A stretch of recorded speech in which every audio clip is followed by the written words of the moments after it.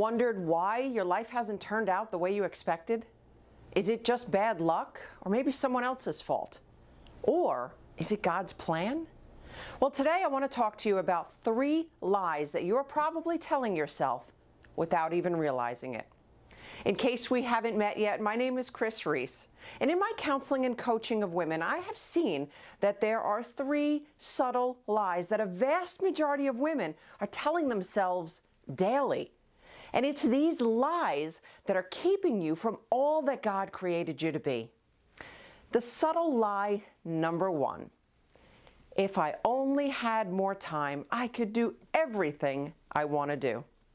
I refer to this as the go-to lie because it's where so many people's thinking seems to go. Now, I'm not saying that you're not busy. Look, we're all busy. But the difference between successful people and the people who are unfulfilled is how they spend their time. Unfulfilled people are focused on the urgent, not the important.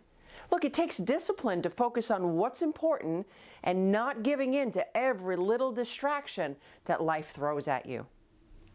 Now, you may use your jam-packed schedule as an excuse for not taking care of your health or going back to school, but if someone you loved walked into the room right now with a deep bleeding gash, you'd find time to take them to the hospital, wouldn't you?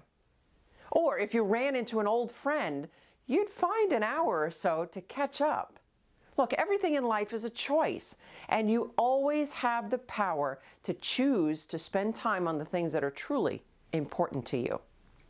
Subtle lie number 2. There's something wrong with me.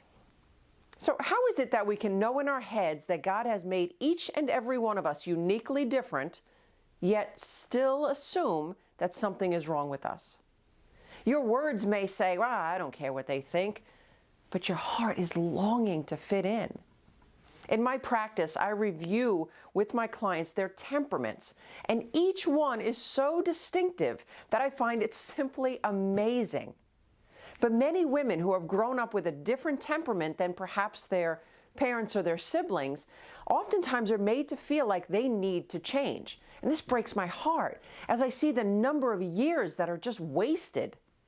God has made you exactly the way He wants you to be, and He doesn't make mistakes. Subtle lie number 3. I'm not good enough. This lie comes from one of 2 places. It was either a message that you heard consistently in childhood, or it is simply a sign of your inexperience. Messages from childhood can leave a lasting impression on your deep core beliefs. But at the end of the day, you still have the choice as to whether or not you want to believe that lie. More often, the lie of not being good enough comes from a lack of confidence.